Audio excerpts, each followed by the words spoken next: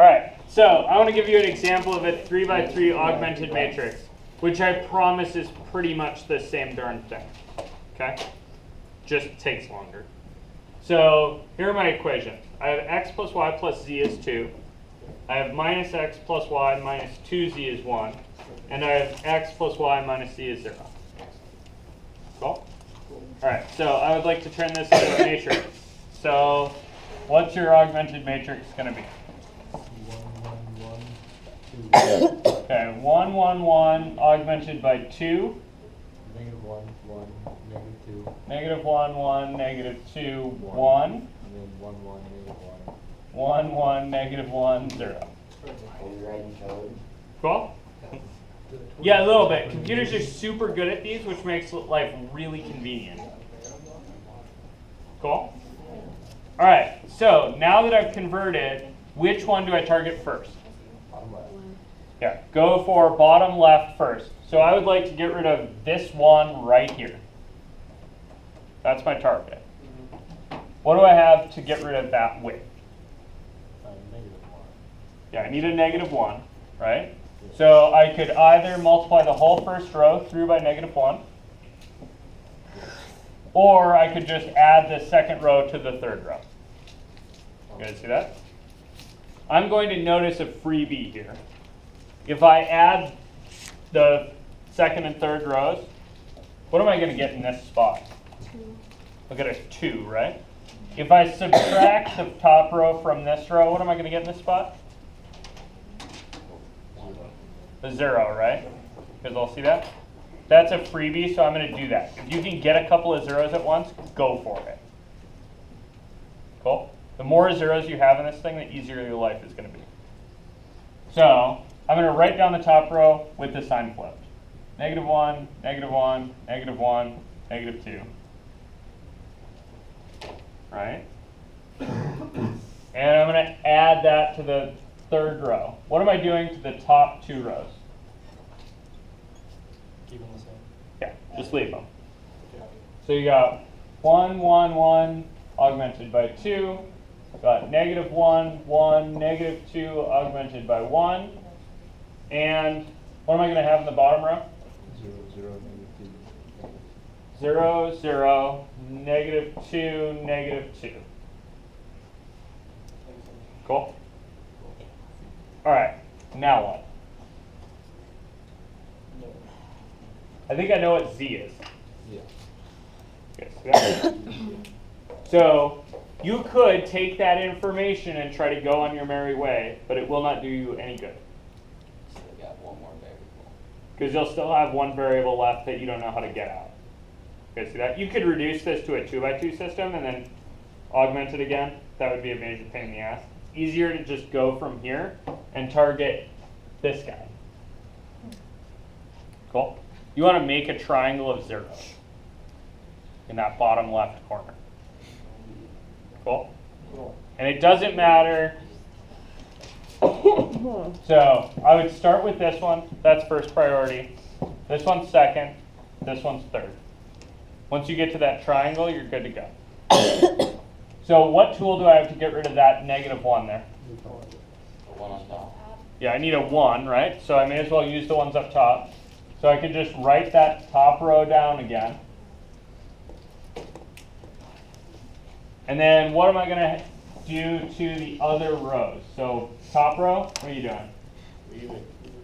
Just leave it. 1, 1, 1, 2. Bottom row, what are you going to do at the bottom row? Nothing. Write it down.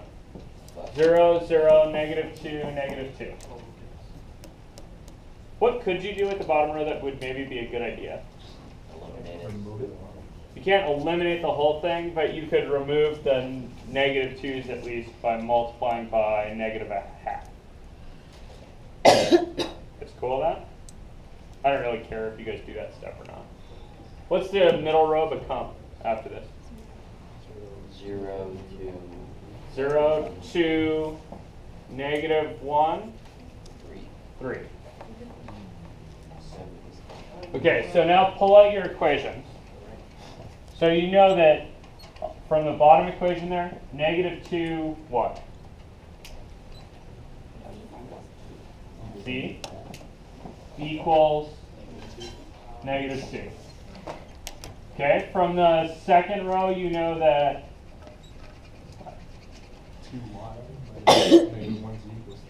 2y minus z equals 3. And from the top, you know that x plus y plus z is, oops, put it over here, is 2. X plus y plus z is 2. Cool? The top one tells you z is 1, which you can use in this one to figure out that 2y minus 1 is 3. So y is No, it's 1. Oh, wait, you're what are you guys doing? It's 2. Add 1 to both sides, then divide by 2, right? So you get y is 2. I swear I'm not wrong. And then you use those two pieces of information in the bottom one to get x plus 2 plus 1 is 2. So x is -1. And then you have a thing here that looks like a point as your answer, right? It's -1, 2, 1. You guys cool with that? Yeah. What that means is that the 3 planes that you started with at the beginning intersect at a point here. You guys want a little geometric intuition for planes? Yes. So that's a little bit like the floor, this back wall with the whiteboard, and this wall over here. Okay, see that? That's 3 planes, and they intersect at one point, which is where? Yeah, which is the corner here at the bottom, right? You guys all see that? Yes. Is it possible, can you guys come up with 3 planes in this room that don't have a point of intersection? Yeah. Name them. Wall again. That wall. This wall, that wall. Uh-oh. No. So you need something parallel, right? So which 2 surfaces in this room are parallel? The floor and the ceiling, because we're in a weird shaped room, right? So the floor and the ceiling don't have an intersection, so if we throw in any other plane with them, right, we'll get a no solution. Okay, see that? So floor, ceiling, back wall, we'll have no solution. Cool? Other options with no solution are 3 of the walls, as long as they're different, because they're all kind of vertical, right? They won't all meet at one point. Each pair will meet at a line. Like this pair, right, meets at this line. This wall and that wall also meet in a line over there. And that line is parallel to this one. You guys see that? They don't get together. Cool?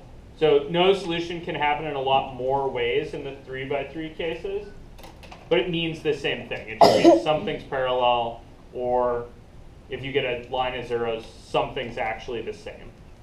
So that's like floor, floor, wall. Cool? All right, let's try these for a bit.